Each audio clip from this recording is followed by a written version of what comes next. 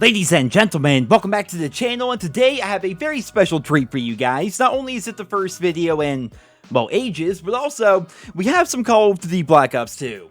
This game is often considered by many people to be the best game in the series, and obviously that's not universal, right? Everybody has a different opinion and everyone has different preferences, but in general, every time I create a poll or I see other polls online, Black Ops 2 is often ranked towards the very top of what people consider to be the best game in the Call of Duty franchise. That's why today, we're going to be taking a look at Black Ops 2 and seeing it in a way that no one has ever seen it before. What we have here is a pre-alpha build of the game that is dated nearly 1 year before its official launch back in 2012, and there are so many things I want to share with you guys. Before we get started, I would like to give a big shout out to my buddy Riley and his YouTube channel Prototype Preservation. Riley and his friends have dedicated themselves to unearthing old dev kits like this one, and without him and his group of friends, all of this would be lost to time and we would never be able to see it. So head over to his channel, hit him up with a sub, and be sure to tell him that Nero sent you. But with the introduction now out of the way, let's go ahead and take a look at the Black Ops 2 multiplayer in one of its earliest stages of development. The first map we're going to be taking a look at is Hijacked, and the reason why is because this is one of the most recognizable and iconic maps in Call of Duty history, but my freaking goodness guys, it underwent so many changes between this build and the full release build that we all know today. One thing I would like to point out is, of course, the layout is going to be much different. You're definitely going to notice that here in this video, but I want you guys to also focus on just how low resolution pretty much everything is on this entire map. The reason why this is because when developers are designing a map, they know that it's going to go through multiple iterations and changes before the final product is approved. That's why you're going to see so many rooms on this map that are just basically bare. They're completely empty and there's no assets in them whatsoever. It's because they knew they were going to be changing this map around quite a bit, and they wanted to wait until they were closer to the full release of Black Ops 2 and when the maps are, actually finished before they send the art team in to make everything look a lot better. Just for comparison's sake, I'm going to show you some side-by-side shots of the pre-alpha version of Hijacked versus the full release version of Hijacked. Obviously, the layout is going to be a lot different, but just notice all the little details that the art team puts into the maps themselves. You don't think about it as much when you're just playing the game, but when they first create these maps, they're basically just skeletons of what the map is eventually going to become, and I'm pretty happy they decided to change Hijacked around, because Hijacked, in my opinion, even to this day, even on like Xbox 360 and PlayStation 3 graphics, I still think it's a pretty freaking good looking map, but going back here, man, this map was a lot different when they were first starting to build it back in 2011.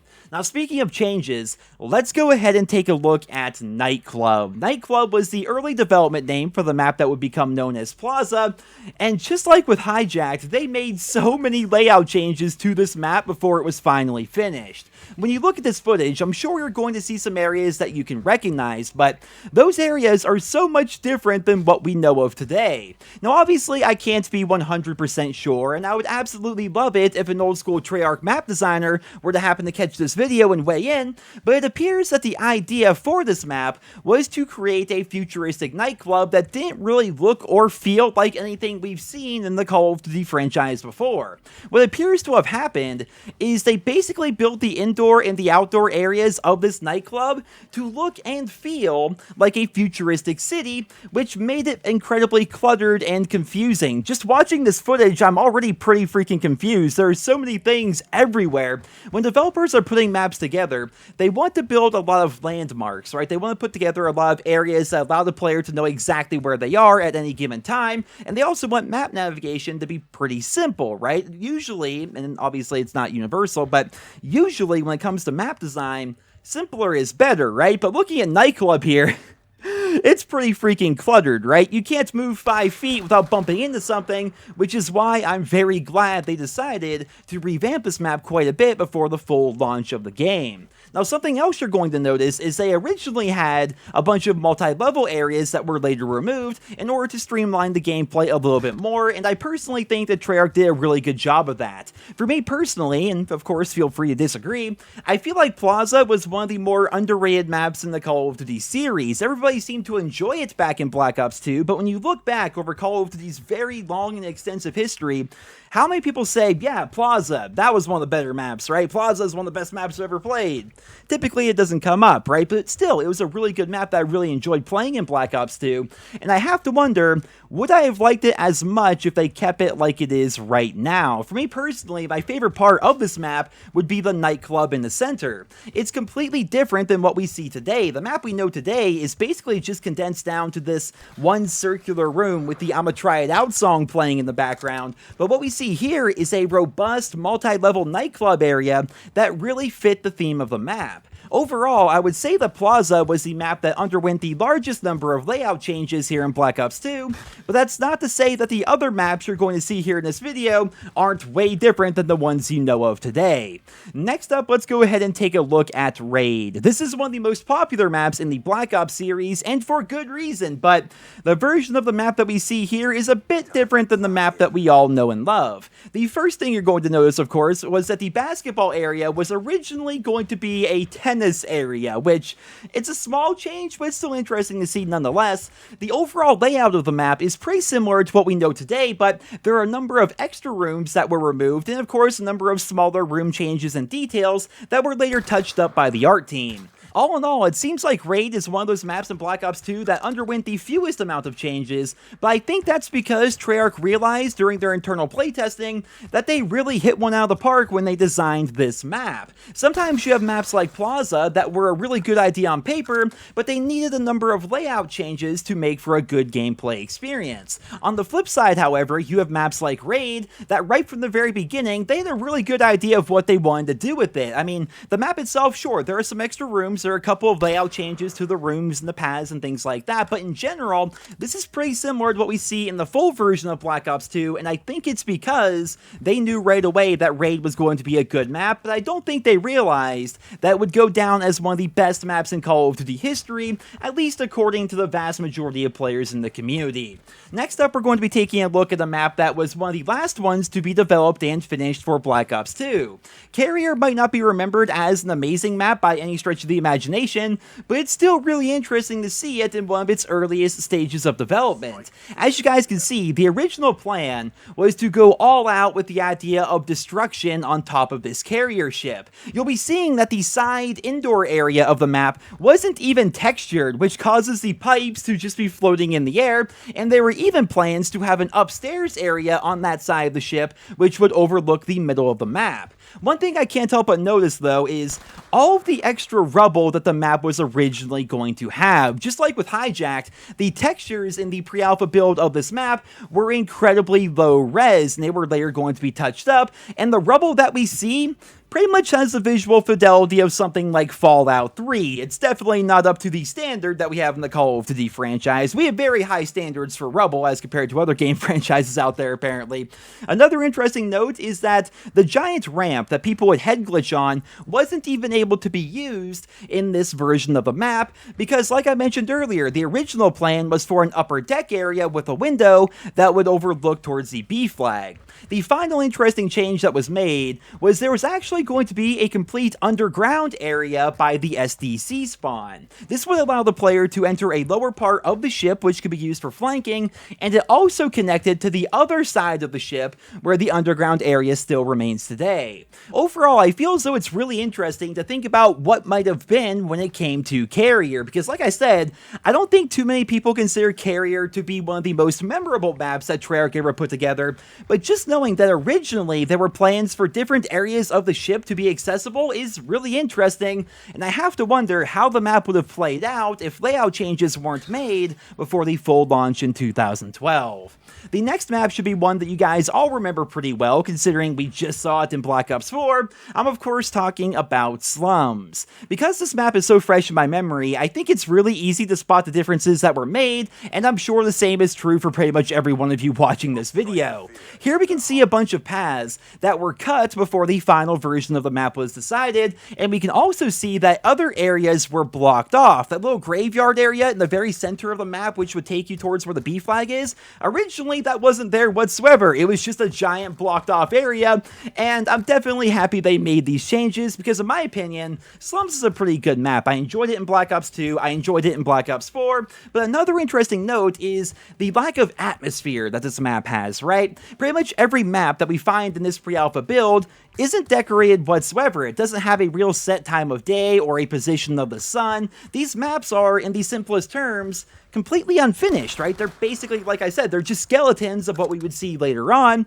once the final layouts, of course, were approved, and the art team was allowed to go in and actually give the maps flavor. As I look at these pre-alpha maps here, I can't help but feel like I'm looking at almost like a really bad modded zombies map for Black Ops 3. Like, I'm sure a lot of you guys play custom zombies on Black Ops 3, or even going back to World at War, and you see how these modders, who are just members of the community like you and I, you see how they put together these maps, and how they always look very bare bones and almost artificial compared to the Treyarch maps that we see, or the Infinity Ward maps that we see, or even the Sledgehammer or Raven Software maps that we see.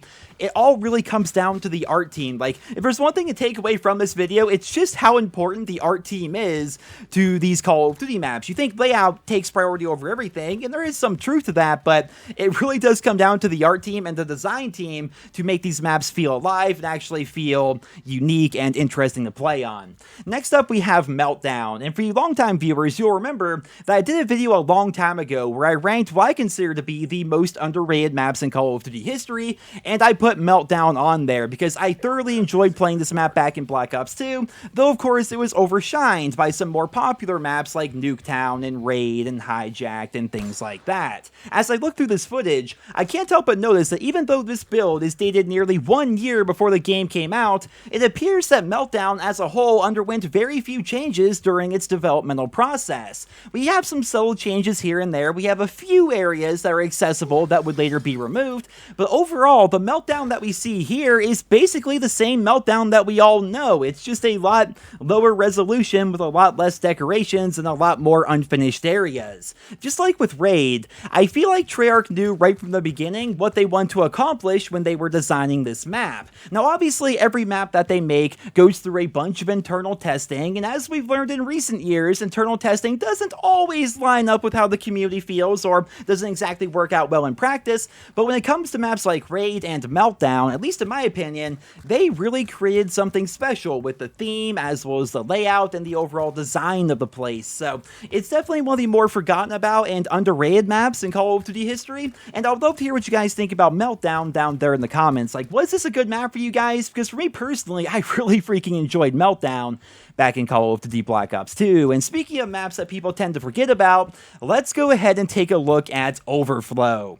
This is the Black Ops 2 map that was basically just a trash-filled corner of a city, but interestingly enough, it doesn't appear to have gone through a bunch of layout changes. The map that we see here is basically the exact same map that we see in the full game, and to be honest, there really isn't a whole lot to see here aside from the absurdly low-quality textures and the models that are featured throughout the map itself. I mean, for crying out loud, look at the van that is in the very middle of the map right next to the B flag. Like, my freaking goodness. These textures look a lot more like PlayStation 2 graphics as compared to Xbox 360 and PlayStation 3.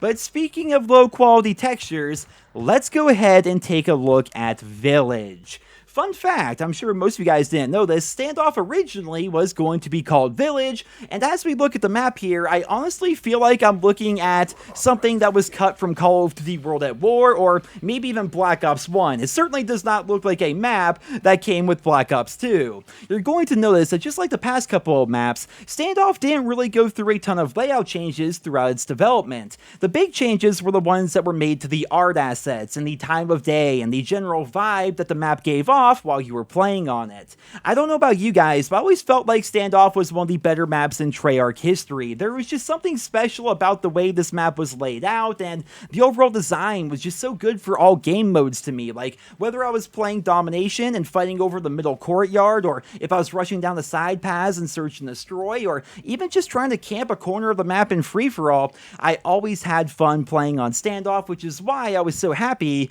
when they decided to remake it for Black Ops 3, and of course later on for Blackout in Black Ops 4.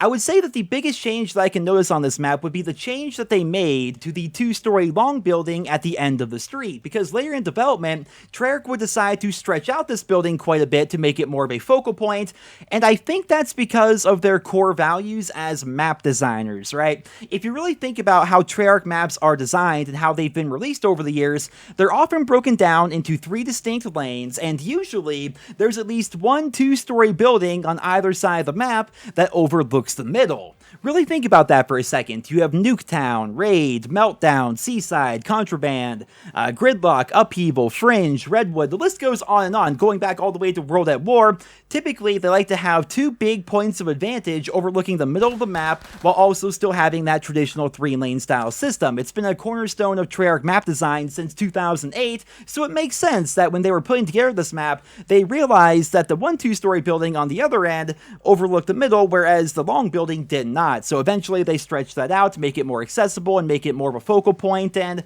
I think we're all pretty happy with how that turned out, because again, Standoff is a really freaking good map, at least in my own personal opinion. Next up we have Express, and just for a second, I want you guys to really appreciate just how much the art team contributed to making the Black Ops 2 maps so memorable. What we're looking at here is the original loading screen for Express. Now, as you guys can see, it really gives off this, I don't know, like really bland World at War meets Black Ops 1 kind of art style. It just really doesn't seem like it belongs in Black Ops 2, right? Now let's go ahead and take a look at the final loading screen that we have for the full version of the game, and you guys can see that the art team really went all out in making this map more memorable and more vibrant and just better looking in general. I've always said that as long as the map looks good and gives off a fun and interesting vibe, that for me as a player, that goes a lot further than the actual layout, at least most of the time. As we run around Express here, and you guys can notice some of the changes that were made throughout its development, I want you to think about some of your favorite maps in Call of Duty's history. Not even just Treyarch maps, but some of your just favorite overall maps that you've ever played on. Now that you're thinking of those maps, maybe you have a couple of them in mind, I want you to ask yourself, would you like that map as much if, say, it was just a rubble-filled city in the middle of nowhere? Right? If it just had like a very generic, boring theme. A good example would be Grind, right? Everyone seemed to like Grind in Black Ops 2. They loved it when it came back for Black Ops 4. And one of the reasons why it was so good was because the layout was great, of course, but it was a fun map. You're set at a skate park in Venice Beach, California. It's a really cool and interesting location. Would people have liked Grind nearly as much if it was just some random Russian town with no distinct features whatsoever, like we saw maybe back in Call of Duty 4 or Modern Warfare 2, for example, right? Think about that for a second. Would Grind actually be a good map if it had a really boring theme? I've always held the opinion that art style and atmosphere are 2 aspects of multiplayer maps in the Call of Duty series that people don't give enough credit to, and I think that's why, as we look through these early builds of the Black Ops 2 multiplayer, I think everyone watching this video should now have much more appreciation for the work that the various art teams do every single year. But still, I almost wish we could have seen that earlier version of Express before they gave it a more colorful and modernized theme, because the original loading screen really does remind me of World at War and Black Ops 1, and I wish we could have seen what that was like. But unfortunately, even though this build is super old, they already updated it between when that loading screen was created and when this map was actually put into the game. Last but not least, the final multiplayer map I have for you guys today is going to be Drone. Unfortunately, this build is so old that it was created before the maps Cargo, Aftermath, Nuketown 2025, Turbine, and Yemen were even done, right? So unfortunately, those maps are not going to be in this video because they are not in the build that we have access to here. Again, I want to give a big shout out and a thank you to Riley of Prototype Preservation, because he and his group of friends worked tirelessly to recover these old builds so that they can be shared with the world, and finding this stuff is not easy whatsoever. I'm sure some of you are wondering, how does Riley even find this stuff? Like, how do you even find an old build of a Call of Duty game, so let me just run down what Riley and his friends have to go through to be able to bring this footage to you guys. Each of these old builds are stored on what is called a dev kit, right? A dev kit is basically a special console that is used by game developers during the developmental process of their games, and typically, as each of these old Call of Duty games are being put together, those old builds get lost to time. They either throw out the dev kit or overwrite the old data, and most of that stuff gets lost. So to find builds like the one we're looking at here today, you basically need to get a hold of one of those super old dev consoles that were literally used in the creation process of that game. As you might imagine, it's incredibly hard to find these consoles, and typically, someone has to know someone who happened to work on the game way back when, and even if you do have a personal connection with former developers at these studios, there's no guarantee that they even still have possession of these dev kits. Like, typically they're kept at the studio itself, so chances are most of this stuff is never going to be found. Like, if we're talking about games like Call of Duty Modern Warfare 2 or the original Black Ops, or even newer games like Black Ops 4 or more recently now Modern Warfare and things like that, those dev kits are still out there, but they're typically at the Treyarch Studios or the Infinity Ward Studios or Sledgehammer or Raven or what have you, right? Typically, they don't leave the studio, which makes them very hard to get access to, and the older the game gets, like Call of Duty 4 or Modern Warfare 2, for example, it's harder to find that stuff because it's not as if they just have them lying around and they're not using them every day. They're probably in a storage closet somewhere, you know? So it's ridiculously hard to find these things. That's what makes them so incredibly rare, and that's why I always find it so fascinating when we do actually get access to them, because we're actually able to see the stuff that we've never been able to see before. If you've been around my channel for a while now, then you know I actually have access to a bunch of old builds of Call of Duty 4, and I've done several videos exploring and documenting those old builds, but believe me when I say, guys, what you saw today is just the beginning. I'm not at liberty to say exactly what Riley has access to and what his team's been working on, but I am allowed to tell you that we will be seeing some pre-alpha Modern Warfare 2 content in the relatively near future, among other Call of Duty titles. Again, I can't say which, but there are other Call of Duty titles in there as well. So if you found today's video to be interesting, and if you find this subject to be fascinating, consider dropping a like on the video. And once again, be sure to check out Prototype Preservation. There's a link to that channel down in the description. I hope you guys all enjoyed today's video. Thank you all so much for taking this trip down memory lane with me. Be sure to comment your favorite Black Ops 2 map in the comment section below, and I hope you guys all have a wonderful day.